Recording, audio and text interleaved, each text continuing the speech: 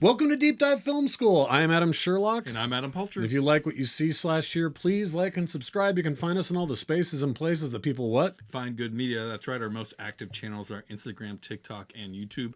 And currently Letterboxd as well. Please follow me there at Adam Poulter.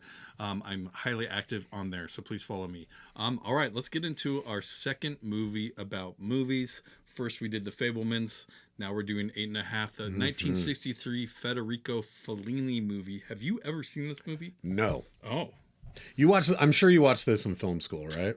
It's funny you say that. I did watch this in film school. I hated it, actually, in Really? film school. Yeah, I think, I couldn't totally understand it. The fucking VO drives me insane. It still kind of drives me insane how bad it is. I know that that was the style at the time, especially for Italian filmmakers, is to just shoot and then dub later, but it doesn't work at all. It takes me out of it a lot here.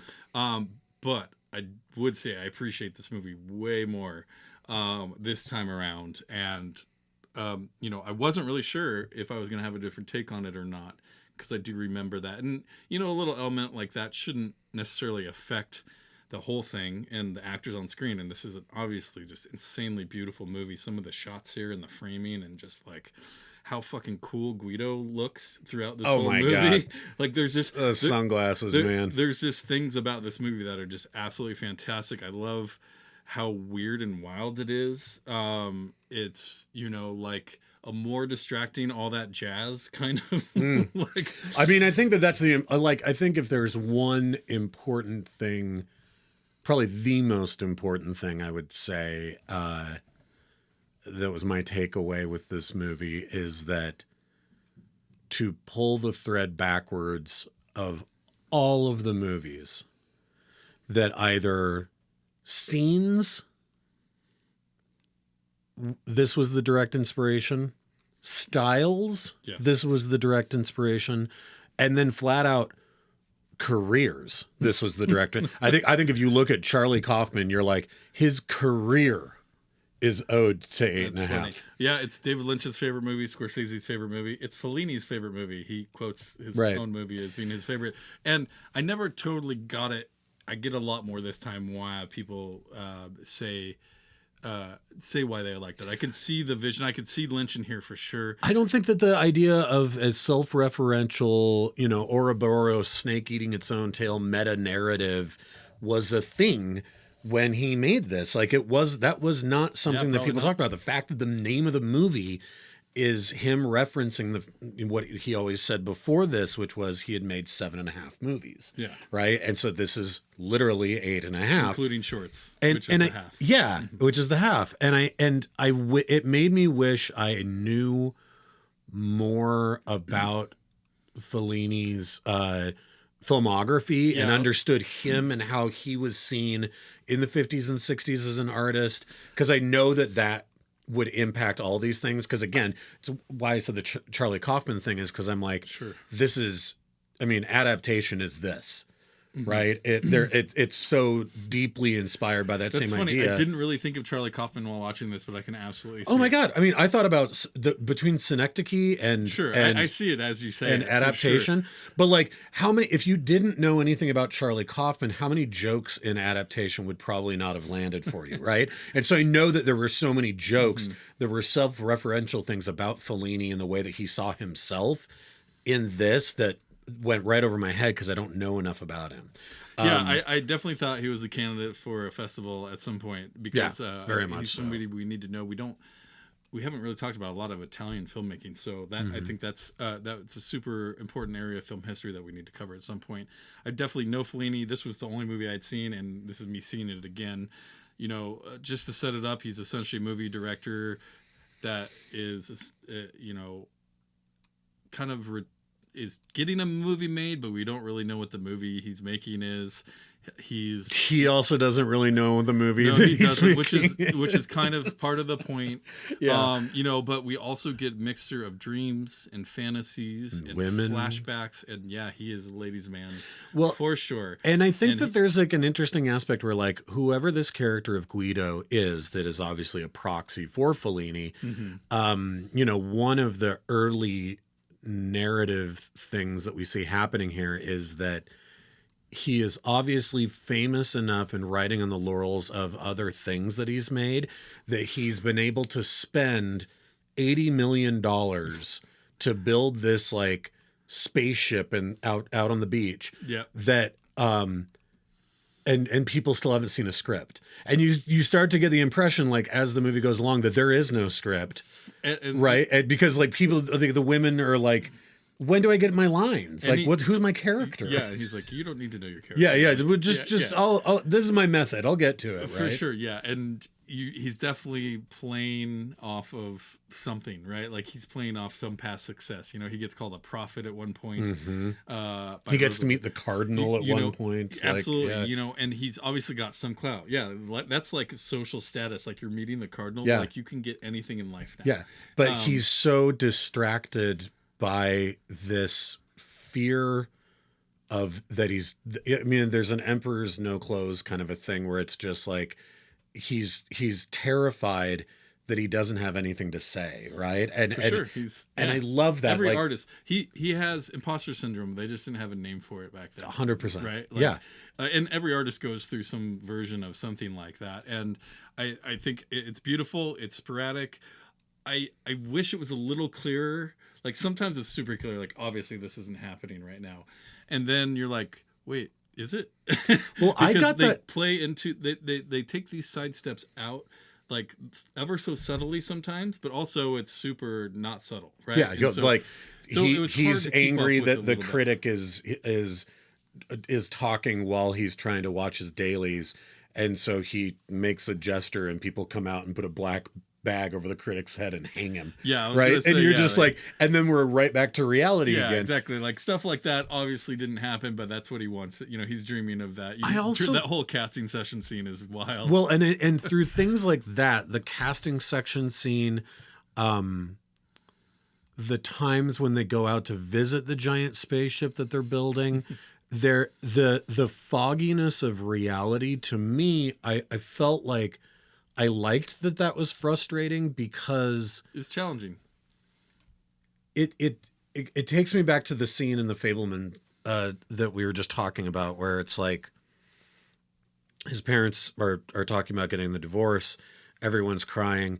He's sitting on the stairs, and then he sees in the mirror himself with a camera filming it, right? And you're like, that's very surreal, but it's also this idea of like, what is even real life if I'm doing this metafictionalization of a thing that's actually I'm going through. And so I feel like that in those moments, like that's where I go to something like Synecdoche, where I'm like, there's the moment where he's watching the dailies and it's the woman who's literally saying a thing that his wife said to him earlier, and his wife's there with him watch those dailies. Yeah. And then you're like, and that's the third nesting box because Fellini's making the movie and it's him. So we're 3 layers out. Yeah. And that keeps happening in this movie where there's this doubled and then tripled vision of what we're seeing. And I loved it so much because it felt, those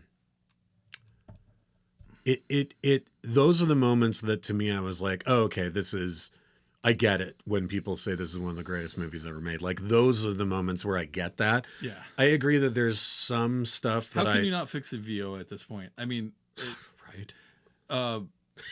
Come on. It like, doesn't seem like it'd be that hard to it's a challenging watch to be like, oh, is that real or not? Like, yeah. I would much rather be challenged by that than being like, their lips aren't even matching up even close to what is being said on screen. Was this in a different language? They're cutting away when people are talking for no reason. Yeah. and stuff like that. So I get it was of the times and whatever, but can't deny it takes me out of it because you're just like, what am I watching? I guess I didn't to some degree, but like it didn't bug me as much, but I totally understand what you're talking about, and for sure I could completely understand how that could. But I love the commentary. All these movies kind of say about art, right? And the Fabelmans is probably the worst example of this, not because that was such more of a personal story, where this is a lot about filmmaking, the production of filmmaking, the the horrors of filmmaking, if you will. The like literally every time he's in some kind of production space, he's getting thrown a million questions. Yep. I get why he does what he does at the end of the movie. Yeah. At least what he hopes he does at the end of the movie. And is that what really happened? I mean, it's the only thing. It's the last. What happens at the end is the last most realistic thing. Yes. Because what happens after is so, again, much more in his dream logic. Surreal. Yeah. But I think there's this moment where the writer who's writing the movie talks to Guido and says, it's the very beginning, and I wrote it down because I thought it was a great line, and it ended up, at least for me, being this the self-referential critique that Fellini's making at the start, knowing what he's done, which is he's like, oh, I gave you some notes, and he says, your film idea is a series of complete senseless episodes and doesn't have the advantage of the avant-garde films, although it does have all the drawbacks of the avant-garde films. Which is what we're watching too, by the way. That's what I'm saying.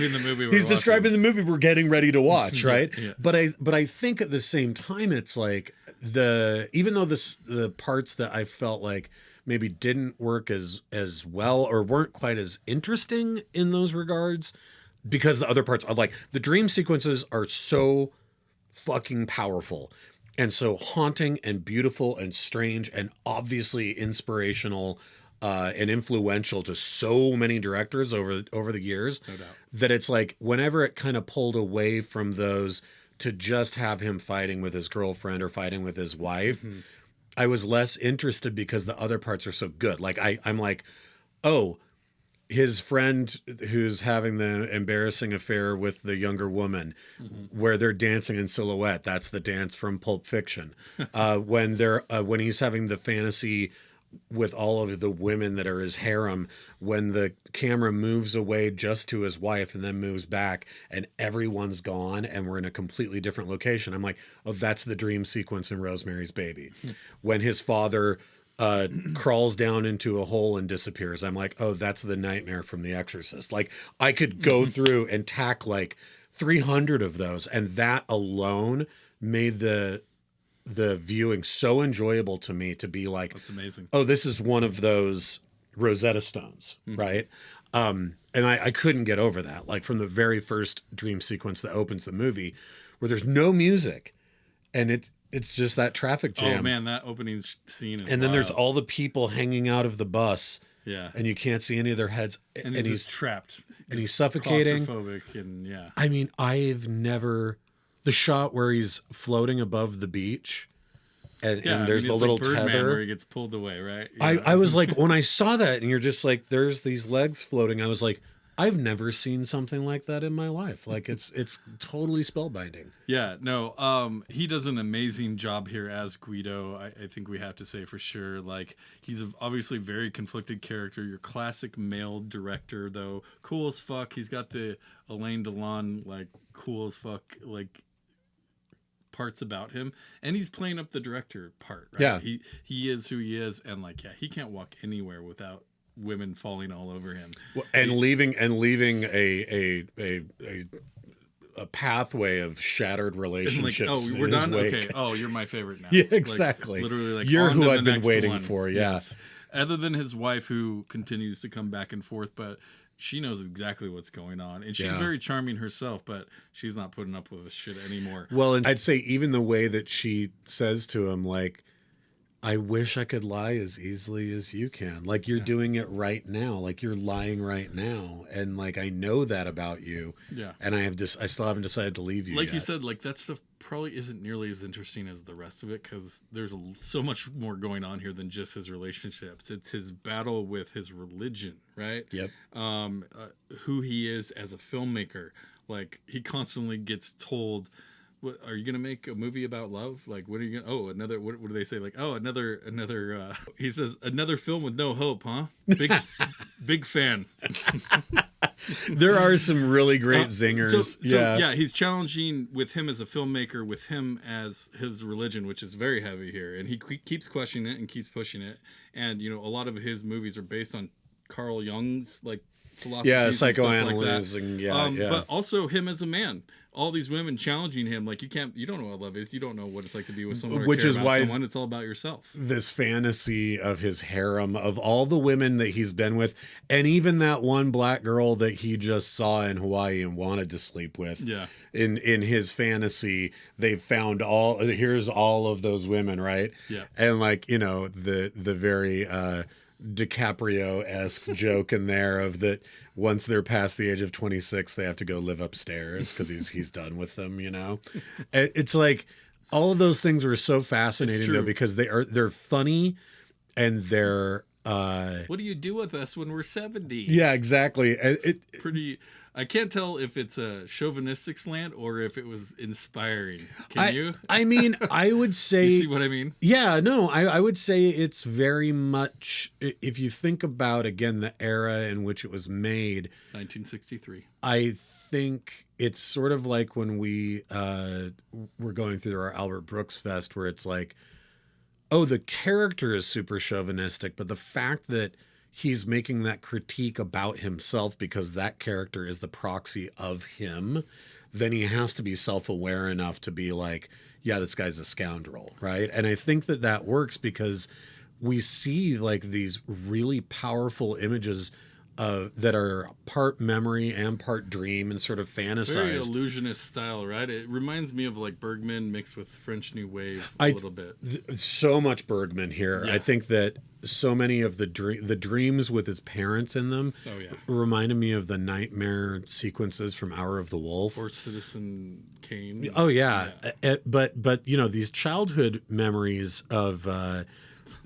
going to the beach to look at the prostitute, to pay her to dance, Saragrina, right? And that whole sequence where she is this like giant boorish monster almost, and then when the priests come and find him and drag him back to the church, they're like, she's Satan, and he's punished. Can't touch women again. Yeah, and you could just go, oh, okay, all this is baked into him also. Now, yes. So then the hypersexuality later in life makes a lot of sense. And also the religion.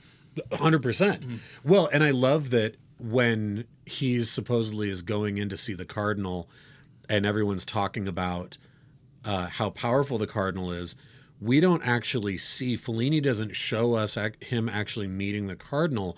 Instead, it does this really beautiful thing where the window in the steam bath opens up and the camera moves through it. Mm-hmm. And we see the cardinal not in all of his regalia, the way that he would have looked in one of Guido's memories as a child, but instead as this frail little old man where the other men are like putting the blanket around him because he's just gotten out of the mud bath, right? Mm-hmm. And then the camera pulls back through and another window shuts. And I was just like, what a nesting box again. Yeah. And like to show this most powerful of characters here in Rome as like this frail little old bird, right? Rather than being the powerful regal. Yeah, for sure. And he admits he's lonely to the cardinal, and he's like, well, why would you be happy? Yeah, exactly. Religion is the only way. Basically, he says, he who doesn't belong to the city of God belongs to the city of the devil. Like, it's one or the other. Like, you're not happy because you don't have God in your life. Right. That's the only solution. I mean, let's also don't put too fine a point on the completely unfinished giant penis in the sky that he's been building.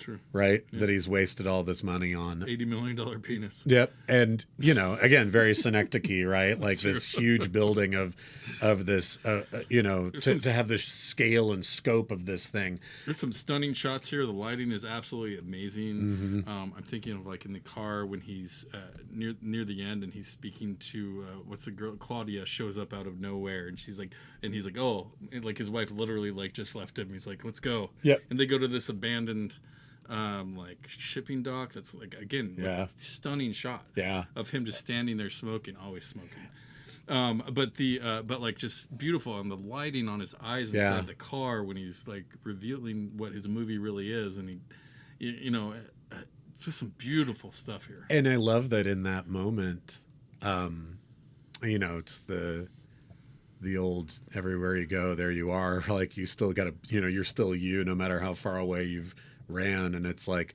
in that moment, he's finally being honest enough to be like, yeah, you don't really want to go with me. Like, I'm kind of a huge piece of shit. You know what I mean? He's like, been surrounded by yes men for the last 8.5 movies or 7.5 movies. Yeah. You know, and so, you know, people that want to give him whatever he wants and think he's a genius. And I get that. But yeah, it's just, you know, I love the not knowing what movie he's making. And it's like a sci-fi thing, but like nothing other than the big penis says sci-fi about it. Like the casting, what they're reading, you know, all that stuff. And the moment when, like, probably there were two moments that were the most standout to me.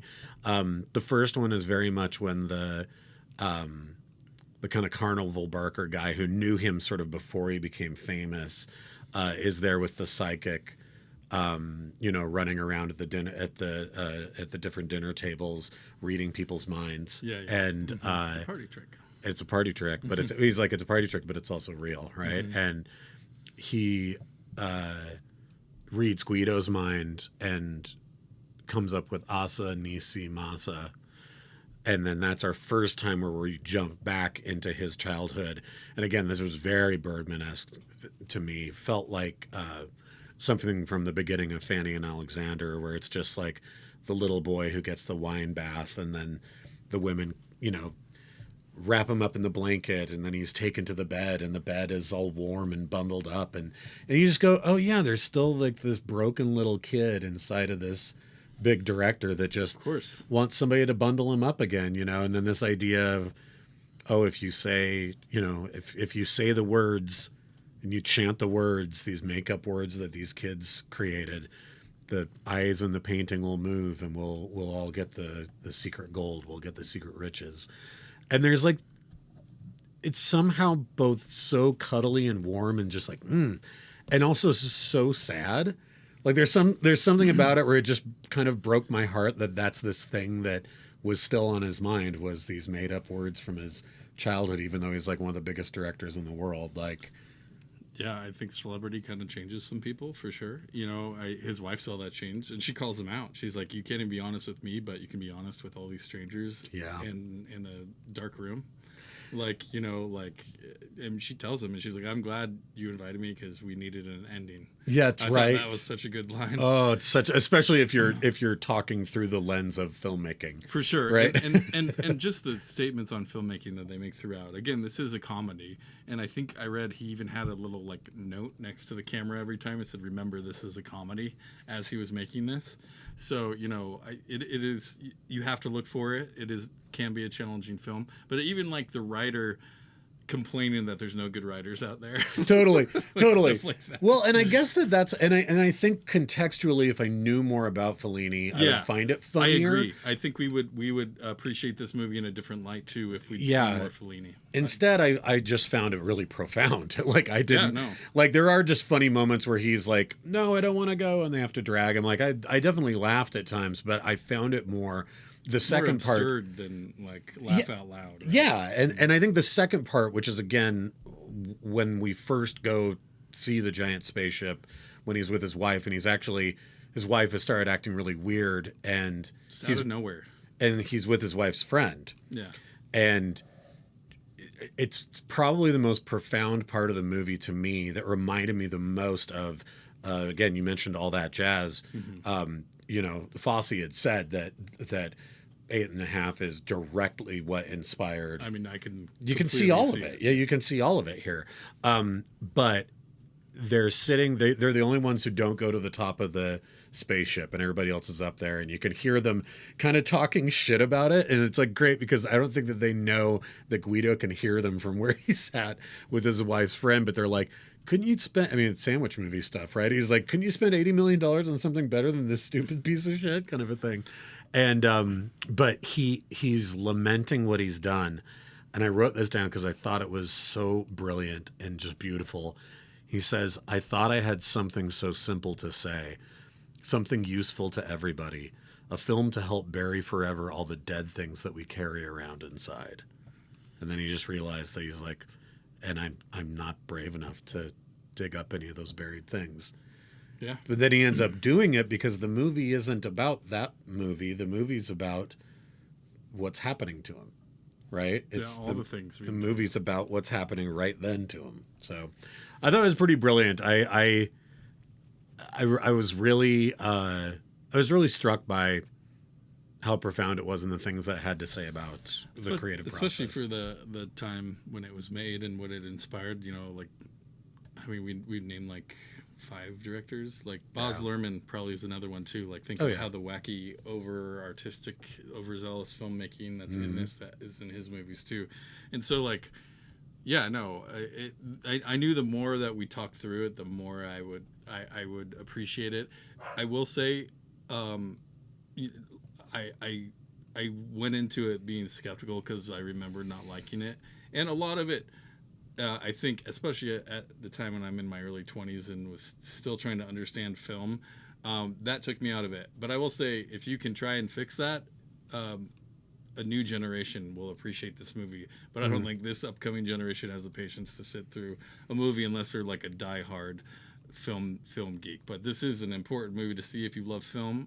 You know, it's pretty much the first movie about movies almost. I think so. Again, that meta narrative kind of concept. Obviously, I think you can go back to way back in the short films that were being made, and The Man in the Moon and all that stuff is about filmmaking too. So like, I can't really say that, but I think for this newer generation of how they told it and how sporadic and weird and funny it was, I think it's absolutely an important film, and I appreciated it so much more than I did back then. I agree. I think that there's and that could just be me being older, knowing more about movies, what they're trying to say, and understanding it. But like, no, it's absolutely, I'm so glad it's part of this fest. And I think that, yeah, I think that when it came out, finger, but I mean, well, when it came out, I think it was, you know, the critique was, oh, this is really, you know, masturbatory. You know, this is not, you know, why isn't it about something of more substance than him worried about whether or not he can top his last movie? And nowadays, like, there's movies like that all the time. People make movies like that all the time, you know? It's true. So yeah, for back then and the rarity was, and also the only source for all of these people and generations of younger people who saw this, you know, they had this one thing to look at. Yeah. Because that's all there was. Yep. Now there's 1,000 things. Yep. And who knows what you're inspired by. Totally. Because it's all over the place. But yeah, no, absolutely amazing movie. This last scene was really, too, the only scene we get to see him actually be a director, too, which is kind of funny. Where he's telling everyone where to go, and he kind of joins the line and everything. Yeah. And that was supposed to be like it's supposed to be like a trailer to kind of get people to not know what exactly the movie's about, but get an idea. But they ended up using it for the end of the movie and thought it made a lot more sense. That's so funny. Yeah. So that we don't just end with him potentially killing himself under the table at the press junket. I would too. Oh yeah, God, just, you know, all those people asking that many questions. You're like, hey man, I'm just trying to. Yeah, I also don't care what I'm making. And the thing is, we never really get outside perspective of how popular he really is. It's just kind of hearsay in these rooms, right? We never actually see. Yeah, is it all sycophants, or is he actually that good? It's true. Which I guess you would never know about yourself. It's true, and no one's going to tell you that either. That's the true alienation of being Fellini and trying to do that soul searching, is there's no way of knowing. It's true. But yeah, wonderful movie, and excited to continue this. Next week, we're going to do that one scene from Do the Right Thing, and then we'll continue our festival with Bowfinger. I wasn't joking. We are actually going to talk about Bowfinger. I'm very excited about it. But please join us. Please like and subscribe. TikTok, Instagram, and YouTube, and Letterboxd is where you can find us. All the links are in the description below, and we will see you next week. Bye, you guys.